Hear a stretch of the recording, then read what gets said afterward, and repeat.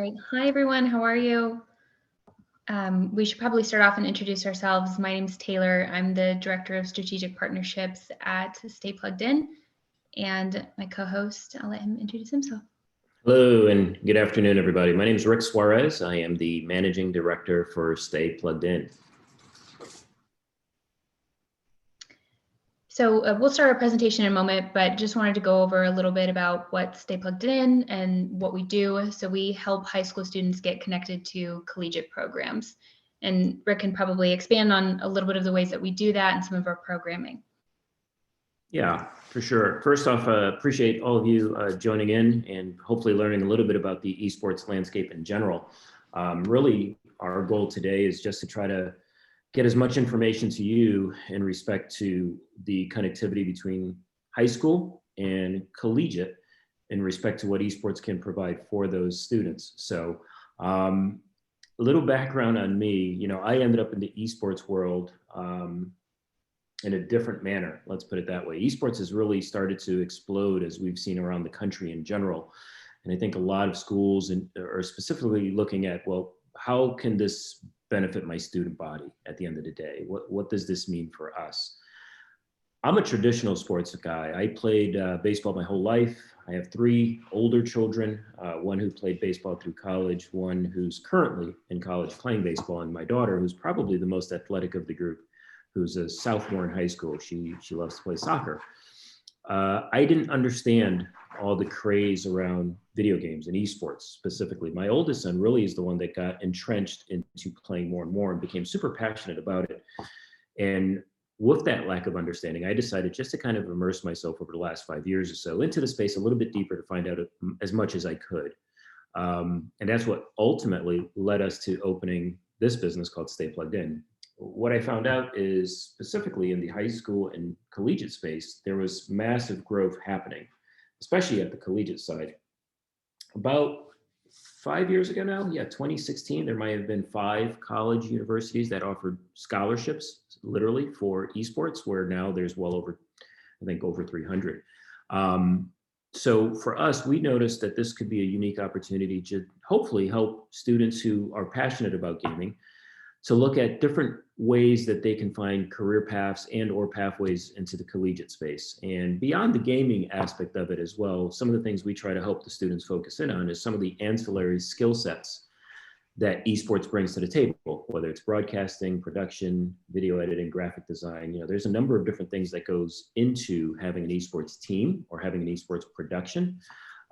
So we really try to help the student not just understand what's available for them from a gaming perspective with esports varsity scholarships specifically, but also, again, some of those skill sets that they can literally put on their resumes through experiential learning, through their pathway through high school and college that they can bring into the workforce as well. So that's a little bit about my background as to why I got started. I had a specific purpose in mind with my oldest son, but we're super excited about some of the things we've done this year alone. Through our company, Stay Plugged In, we've actually been able to connect almost 100 different high school students, throughout the country to different colleges, and they've been awarded scholarships to a tune of just over $4 million. So it's a big space. It keeps growing each and every single day. And I think that's probably why a lot of you are in this room today, to kind of try to, again, see what that intersection looks like at the high school level and what that engagement can be for your particular student body. So with that, we have a little bit of a presentation that we'll kind of walk through. At any point in time, if you have any questions, please feel free to just put them in the chat, and we can certainly pause and go over anything and answer those questions specifically. Or if you want to wait to the end, either way, we'll certainly answer each and every question we get kind of shot down our way. So. Perfect, and just go ahead and let me know when you can see my screen. Do you see it? Not yet.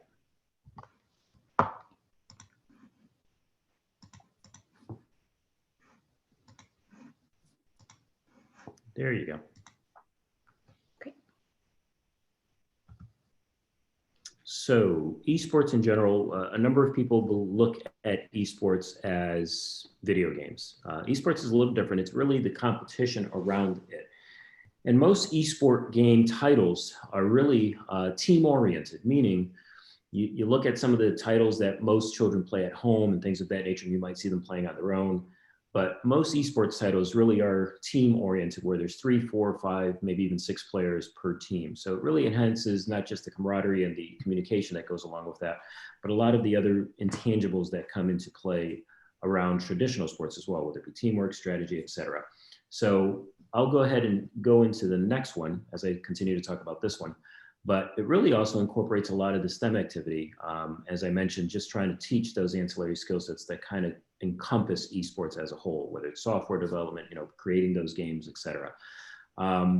One of the reasons, again, we really kind of ventured down this pathway, if we look at, nope, you went too far. If we look at just viewership across the country in respect to traditional sports versus esports, one of the most astounding figures that I look at is currently the NFL leads in overall viewership in the United States with just about 141 million views. Esports is second. That kind of surprised me in all sincerity, but if you look, Major League Baseball next, 79, NBA, and then followed by the NHL. So just in looking at those numbers, a couple things that stand out. Esports numbers year over year continue to grow. If you think of the younger generation, they're typically on their phone or on their iPad, kind of getting that viewership, if you will, where traditional sports have been dwindling year over year for the most part. They're constantly looking to attract a lot of the demographic that is really in tune with esports. So as we jump into the next slide here, I kind of jump into some additional information in terms of different educational and career opportunities that are currently found in the esports world. Again, we're not looking at just kids that play the games. As I mentioned, some of the things that really we try to hone in on, and I think most of the best programs do as well, is looking at what are some of those other opportunities in terms of supporting roles, whether it's, again, broadcasting, content creators, video editors, et cetera. We're finding that a lot of colleges throughout the country are actually offering scholarship dollars for those skill sets as well, because as they are starting to program out their own esports initiatives, they're realizing that not only do we need a team, but we need to be able to broadcast it. We need to be able to advertise for it and everything else that goes along with it. So currently, gaming correlates highly, obviously, with STEM-based education and careers, just based on the nature of it. And the industry itself is such a big revenue generator that what we're finding is just in that sector, creating jobs, whether it's for marketing, finance, legal, et cetera. And there's a graphic later on in this that you'll see that really kind of brings that number home, if you will. Who out there is doing this? I look at it as just about everybody. The statistics show that about 90% of high school students participate in some form of gaming. Now that'll vary, right? Some are very much into gaming. Some are not a ton into it, but they do it somewhat, and some are somewhere in between. But that's what students do. So our goal is to try to reach them where they are, basically, and introduce, as I mentioned, some of these other skill sets into it beyond just getting better at the game. Schools can have multiple teams, multiple titles, which certainly equates to broader participation. So for us, we look at what's the advantage of a high school looking at an esports program. It really starts to help engage some of the student body that may not have been able to be engaged in other types of activities, whether it's traditional sports, music club, you name it. Chances are, if they're not engaged in something else, they're probably gaming to some capacity. And this is certainly something that can help alongside of that engagement and obviously future opportunities for them as well. And it's also the fastest growing sport in the US. As I mentioned, there's a slight downtick in terms of traditional sports and that participation, whereas esports is pretty much the opposite. And you can attract anyone. It doesn't, you don't have to be 6'4" and be able to dunk the ball or be able to throw the baseball at 94 miles an hour. This is really something that can be participated in regardless of your background and what your physical limitations may or may not be. So one other interesting statistic, there are currently at the high school level more varsity esports teams than there actually are tennis teams. So as again, you can see just those sheer numbers year over year over year are consistently growing to the point where we feel within the next 5 years or so, it's going to be pretty much permeated, if not in every high school, pretty darn close. So let's get into the next one here. And yes, esports is for everyone. Some of the overlooked skill sets of a gamer. again, there's that misnomer that, video games, it's someone playing in the basement in the dark and kind of eating Cheetos and drinking out of Coca-Cola or something along those lines. Not if done properly. Certainly that's something that does happen, but if done properly and taught well, this really helps bring up and develop strong communications with teammates, which is critical to in-game success. Certainly there's leadership skills that become cultivated from it. Again, just like traditional sports, sometimes some kids kind of rise to that occasion and take control or become that leader of that team, if you will. There's critical thinking, processing, in-game decisions, which happen very quickly. It's funny, some of the top tech companies look at some of the leading gamers in the country because they're looking for people that can make quick decisions under adverse conditions, which is very similar to gaming. Strategizing, preparation training ahead of matches, analyzing all the data and statistics for game improvement, certainly problem solving in terms of prior to that competition and in-game as well. Ability to deal with adversity, such as life. You're not always going to have things go your way, just like with traditional sports. What type of teammate are you? How do you handle a loss? How do you handle a win? Time management. This, to me, as a parent, becomes one of the most critical components because certainly, just like anything else, it can be a lot of fun to compete, but you've got to be able to manage all the other aspects of your life as well. Having good grades, being a good steward, being a good teammate, being a good person in your home, doing your chores, things of that nature, that all really should be part of the fulfillment process. And lastly, some of the social connectivities or connections made through gaming. It seems like nowadays more than ever, at least in my home, that's kind of how my kids communicate with their friends, even if they don't game a lot or somewhere in between. They typically have the headset on and they're playing some sort of game, Fortnite or what have you, and they're talking to their schoolmates or their teammates, et cetera. So, and all of these are critical to success, obviously, in life and for their future careers. But as we jump into the next slide, most important part that was kind of eye-opening for me was there's a lot of universities that have jumped on board and are really starting to support this very, very quickly. As I mentioned to you, about 5 years ago, 2016, there was about 5 different universities throughout the country that offered varsity scholarships, where as of today, there's well over 300. So there's significant money that is being offered, whether it's some schools that are literally offering full rides and some that are offering certainly a lot less and somewhere in between for most. At the end of the day, if college is an opportunity for some, well, this is a segue or a pathway where they can reduce some of those costs. I think for me, some of our best feel-good stories coming out of Stay Plugged In this year, we actually had 4 different students that are on campus this fall, that in the spring of this year, college really wasn't going to be an option for them just due to some of the costs. But through some of our showcases, they were able to attract scholarship dollars, and all 4 of those were able to get on a collegiate campus thanks to some of the monies that they were able to acquire through esports. So, and the next one, let's see. I talked earlier about what some of those career paths look like. So I really like this slide. And at first, this slide can look a little intimidating. So I'll leave it up for just a moment. Hopefully you guys can see it a little bit. But really, it kind of centers in just different sectors, if you will, whether it's entertainment at the very top, near the middle, right next to esports related professionals. Then you go to education, administration, business, sales, and marketing, kind of all around that circle. And then it kind of starts to dive deeper into, out of those sectors, what are some of the jobs specifically that can be encompassed within the esports world that any student can kind of gravitate towards. So I use this all the time with some of the camps we use for some of the students for esports, et cetera, because there's so much in here that kids can gravitate towards and to find kind of what they like. But it's still in the esports world. I think most educators love what they do, and they're, it can be a challenging profession, especially nowadays, and I get that, but that's why most get into this profession, because they love this line of work. Not everyone has that opportunity. Not everyone has the ability to wake up every morning and kind of go to a job that they really enjoy. Well, esports can provide that in a variety of different things. So if we jump into the next one here, our mantra right across the middle there is, better person, better player, better recruit. And that's ultimately what we try to encompass into any of our programming for any of the students that come through our platform.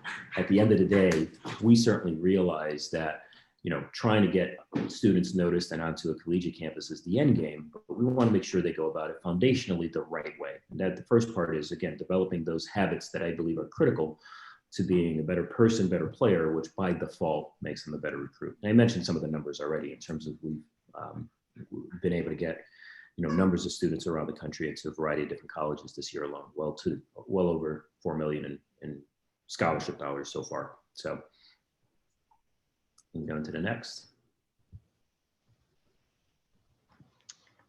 And we can play one of those. I'll let you take over on that, Taylor.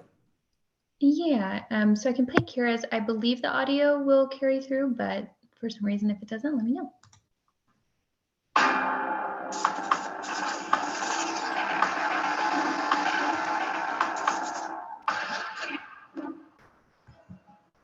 Oh, my name's Kira Greer. My gamer tag is Knight.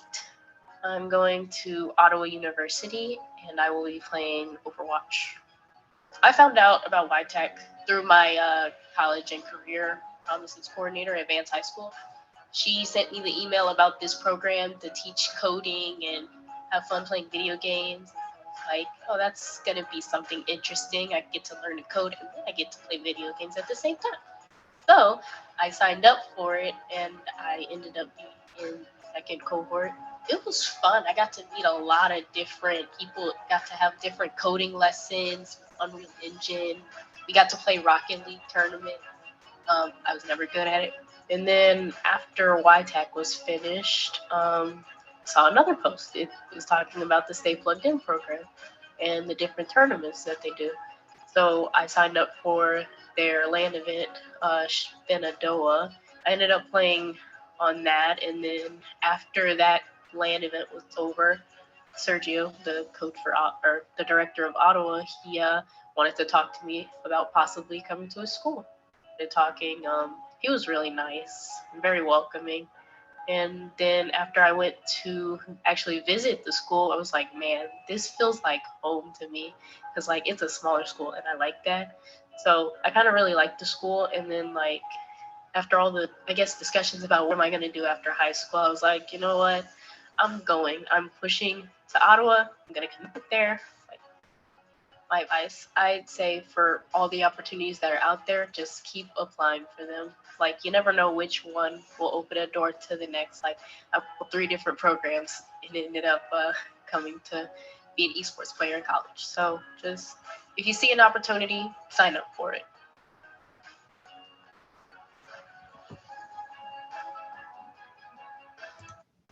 All right, great. Thanks, Taylor. We'll put it there. I don't know if you were able to put that in the link, in the chat, rather, the link in the chat. If you can't, that'd be great. Someone has asked for it. Kira is someone that obviously came through our program, and she alluded to, and I just want to explain what some of the other things that we do, the YTAC program. YTAC, Y-T-A-C stands for Youth Technology Apprenticeship Camp.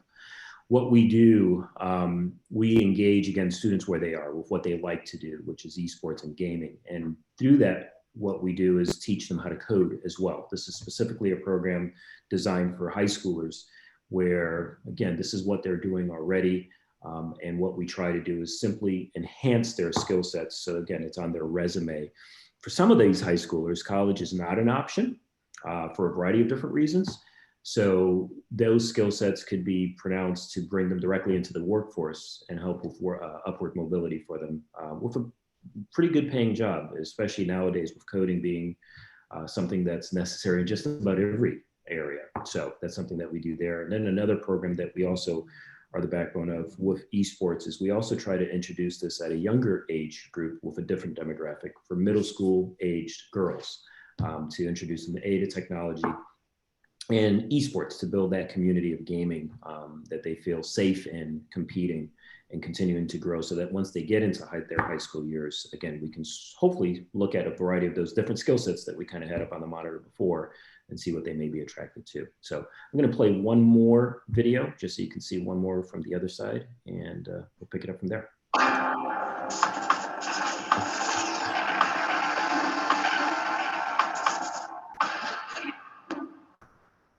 So I actually had no intentions of going to college after high school, just because I wasn't sure if it was the right avenue for me. But after playing in a couple of Stay Plugged In's recruiting events, I was able to pick up an internship for video editing and graphic design. And through that internship, I was able to get a paid position. They also helped me get my scholarship for Columbia College. Hello and welcome to the High School Esports Showcase. We have a day of jam-packed action for everyone at home. We've got over 30 colleges here at this recruiting event. This is the High School Esports Showcase. Wide selection styles, protecting those times, control shots for everyone. Now we're fighting two, taking control, making a third. Which one? Is it your first LAN ever or just in a while? Got it. Tell me what you think. Yo, atmosphere is crazy. I'm like, damn. Well, I watched my 6th Invitational, which happened like a couple of weeks ago. I was like, damn. Like, if this LAN event is gonna be just like that, I'm gonna love it. Next thing you know, I walk out, I'm like, wow, this is crazy. I'm gonna be on the stage and everything. I'm like, this is gonna be a great experience. 3 weeks ago, I did not know that esports existed. A couple of years ago, I didn't even know about it. I didn't know what it was. But this is the first time where he's been, we've had an event like this. It just makes it so real. For parents like us, we go, oh, there's no ball, there's no court, but this makes it real. Things like this kind of help me catch up. It helps me to see, what they're doing, what's going on, the possibilities. I love that you brought parents into this. We're able to watch in the arena and then outside of the arena. The arena was really impressive. I mean, that was great to see. It's exciting for me just to watch them do their thing. I don't know, it's exciting to watch. It was like for me watching football. I grew up playing football and watching football. And for me, I got into it just as much as watching those games. And I'm just excited to see my son get involved in something like this. It's exciting. I needed to be convinced, and you've done a really good job today of convincing. I just think you guys should continue to do them because it just helps plug me into what you're doing because this is still kind of new. Not familiar with it yet. So the more information you give me, the more understanding I have. And I'm like, go ahead, kid, do your thing. Those were different excerpts from what we call LAN events, live events that we had from a showcase perspective, where we literally had a variety of collegiate recruiters come in to a variety of different venues there. Some were specific venues designed for esports only, and some were on college campuses. So we'll continue to do that, where I think the educational component becomes significant for both the student, but also for the parent, because something that's not lost on me specifically, and that's kind of why I started with my backstory, is the fact that for a lot of parents, this is very, very new. This is something that they're not sure of. Why do this? Why have my son or daughter spend time doing this? So by default, we host a number of panels with collegiate recruiters on board so that they can talk specifically about the space on their college campus as a whole as well. But also what some of those educational opportunities that surround esports. I know that this video in particular started with Kai, who spoke a little bit about getting a video editing intern. That actually was with us. He's a local product to Charlotte, North Carolina, went to Sun Valley High School, came in, interned with us. We taught him a little bit more on video editing, was able to get a paid position, and is now at Columbia College. And he plays Rocket League, and their school is off to a historic start, granted, fairly newer sport, but they're competing at a very high level at Columbia College, and he's doing a lot of their video editing. So again, these are skill sets that they can take beyond the game and into the workforce once he's able to graduate. So with that, that's the end of our short presentation, but I wanted to make sure we left open some time for any questions. We're in connection with colleges literally each and every single day, talking about what their needs are.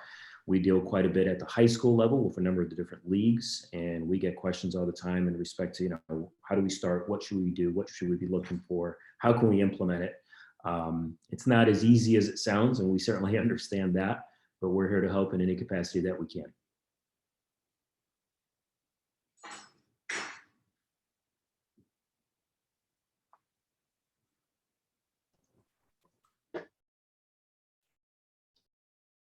This is Josh Lewis from Aruba Unified. Great presentation. We're kind of just restarting here in Aruba Unified, started in 2019, and RCOE has been huge support, Dr. Hickman and his team. I'm really interested and hopeful to get that first student their scholarship in esports. I think that would be just a huge win for the program, and obviously more importantly for the student. And just curious, any particular ideas on where to get that? I think there was another platform. It wasn't Play Versus or something like that.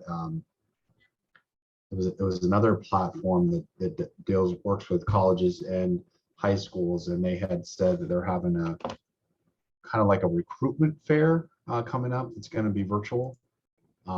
Just curious if you're aware of anything else like that out there, just to kind of get the kids exposed, introduced to the college recruits by chance, that kind of thing. Yeah, absolutely. There's a few different platforms, and my first recommendation, just like I would with traditional sports, is the more exposure the student gets, the better. So, I love our platform, but I would never say, hey, don't go on a different platform and try theirs and do this and look at this and on and on and on, because I know for my kids growing up, we went to any recruiting event that we could go to, because that's what's most important, getting recruited. There's a few out there. There's berecruited.com, which is a virtual platform as well, in which they can upload all of their information. Similar to that is NCSA, and like Nancy, CSA. I think the one thing, because again, just keep in mind, esports is a little bit in its infancy. A number of companies are putting on these virtual showcases, and they're expensive. Ours is a free platform, meaning anyone can come in and compete in front of collegiate recruiters at any time. There's certainly a tier model where if they want to pay a little bit, I can tell you it's $6 a month. It's not very much.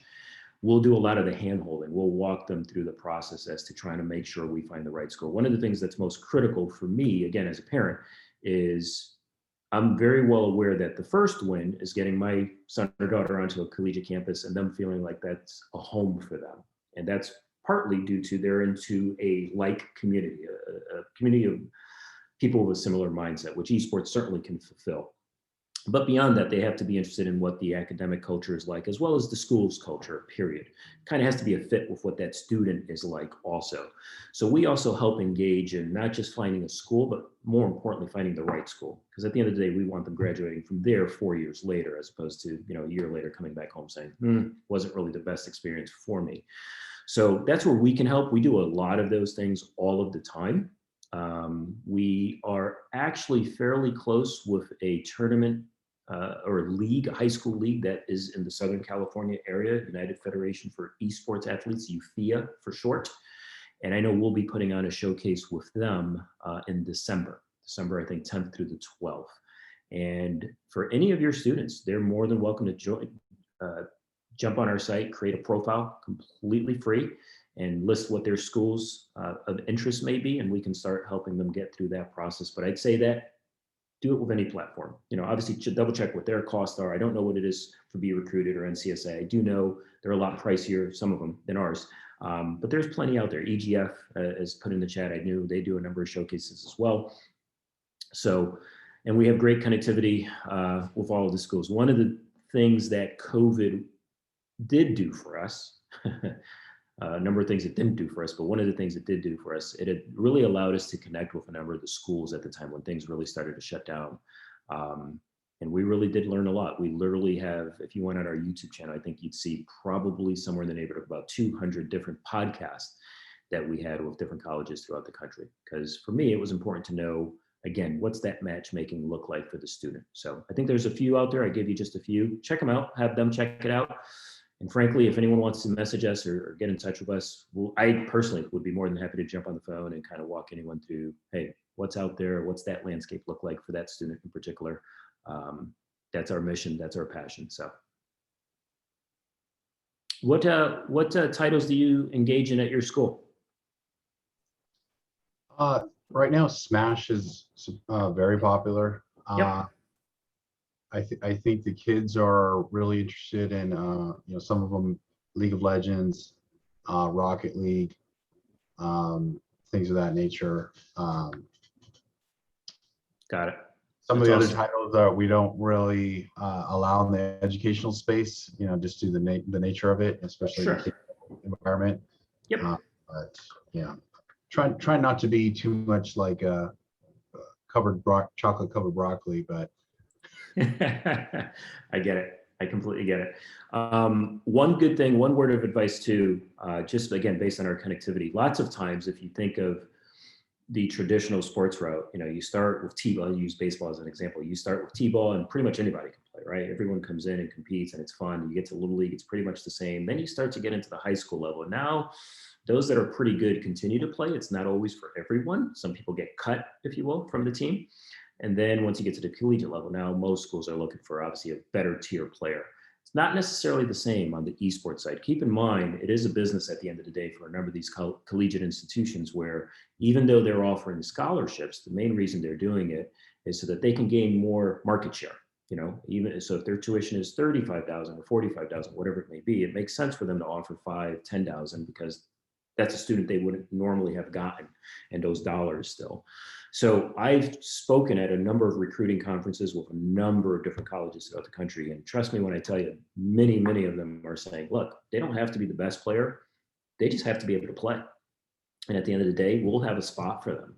Or if they bring a different skill set beyond just competing, if they can play Rocket League, but then they can also help us with video editing, they move up that ladder even more so. So, hopefully this high school students and the parents understand, you don't have to be the best of the best. Certainly there's schools out there like Alabama with football, they're always looking for the best of the best. And there's schools like that for esports as well. No doubt about it. They want to win year in and year out. But at the end of the day, that's not most, because the landscape is still fairly new and really a lot of colleges are ahead of the game and they're just trying to attract students onto campus. So again, that's where we come in. And like I said, it's critical for us to make sure not only do you attract the student, but you attract the right student to the right school. Is it common? Is it common for students to maybe create a recruiting video for their esports and maybe to include those other skills that they might have that might complement their esports skills?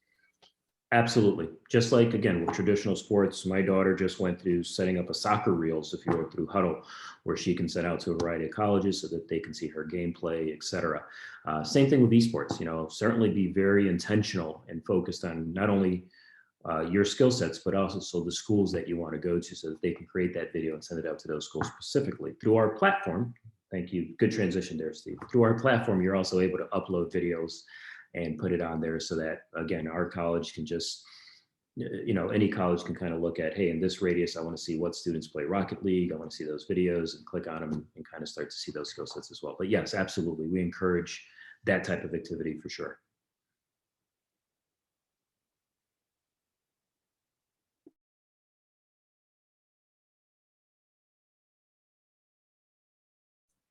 Well, I will suggest that if you're looking for another esports partner to partner with to expose students to scholarship opportunities, we'd certainly be open to something like that as well. So yeah, for sure. For us, a lot of the showcases we do, we simply are trying to get students and parents to understand what this landscape looks like. Traditionally, when we do a showcase, we'll actually host panels either before or in the middle of, so that we'll have colleges throughout the country on those panels. Again, just to talk about the landscape, what this is looking like, to make students, but more importantly, parents, a little bit more comfortable with what this is and what those opportunities can look like. And even on the curriculum side, we also house professional teams under our umbrella. So we're more than just a recruiting platform. So by default, we have the staff that can help teach with production and video editing and graphic design and everything else. All of those different skill sets that, frankly, a lot of kids are actually interested in, because quick story, for a number of our camps, we'll always have an exit interview just to ask the students, what was the best part of the camp? And historically, in my mind, I'm thinking, well, obviously the video game. Love playing Rocket League. That was why we came. But the reality is, almost at the top of the list every time is broadcasting. Kids love hearing themselves broadcast the game. They just love that. And for a lot of them, this is the first time they got introduced to it. And a number of them were super introverted. So just to see them blossom over the course of that week, from very shy and quiet to by the end of it, just kind of roaring away at what's going on the screen, was exciting for me, but it was super exciting for the parents that were able to watch that, because they're looking at it as like, that's not my son. What's he doing? So again, for us, it's important not just to understand how to play the game and get better at it, obviously super important, and to be competitive. But again, introducing those ancillary skill sets is part of what we do all the time.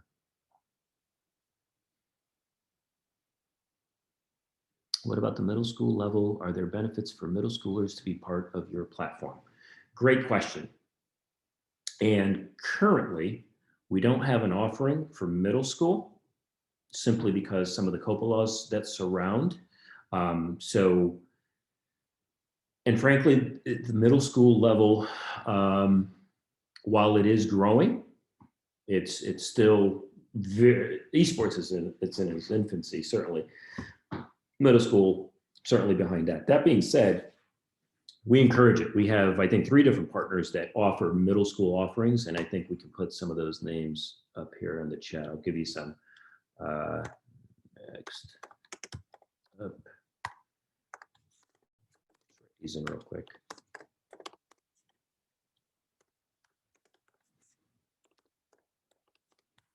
I think next up is on the West. I don't think I know they're generated from the West Coast.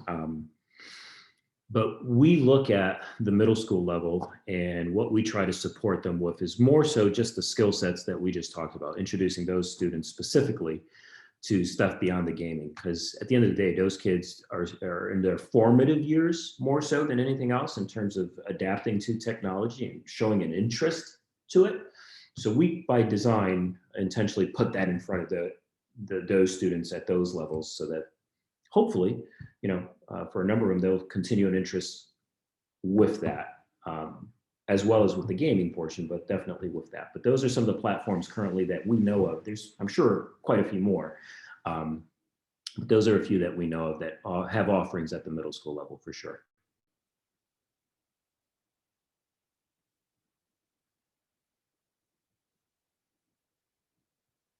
You're welcome.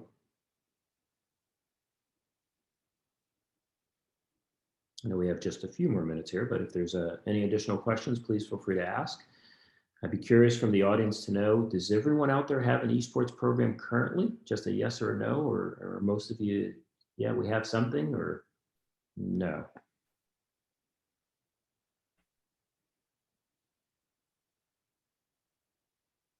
Middle school, you're ahead of the game. That's awesome. Yep. Yeah, I'd say that middle school is probably the fastest growing segment in our league for sure. So. That's awesome.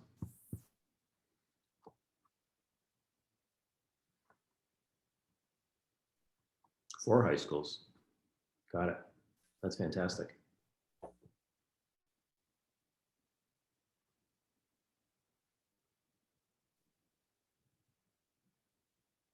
Cool. Very cool.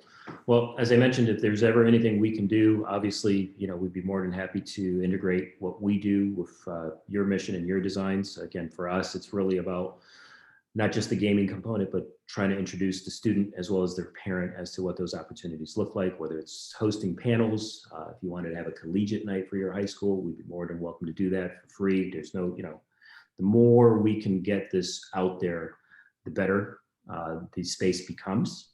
And I think that's why doing it even at the middle school level, foundationally, it's great. They poured gasoline on the small fire. I love it. I love it. Again, it's a huge opportunity. I think the space will continue to have some growing pains in general, but again, if done with the student first in mind, I think a lot of good things can be achieved.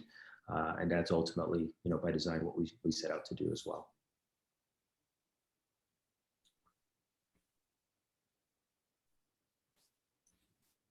Welcome.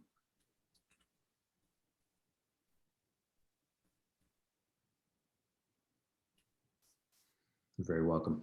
Well, again, appreciate all of you coming in and listening a little bit to us. Hopefully we didn't bore you to death, but again, we're always around. So if you have any questions, let us know. We will have some LAN events traveling out to the West Coast, actually. We have had a few over this past year. Obviously, we had to be very careful with the COVID restrictions. But in our 2022 calendar, I believe we will find ourselves on the West Coast a couple of times in the Southern California area specifically. where we will host some showcases and have a number of colleges coming around to watch some of the players compete. So hopefully we'll disseminate that information to y'all. And again, in the meantime, if you think of anything, if we can be of any help, just reach out. Otherwise, we appreciate all of you taking a little bit of your time to hear a little bit of our message. So thank you all very much. Have a good evening.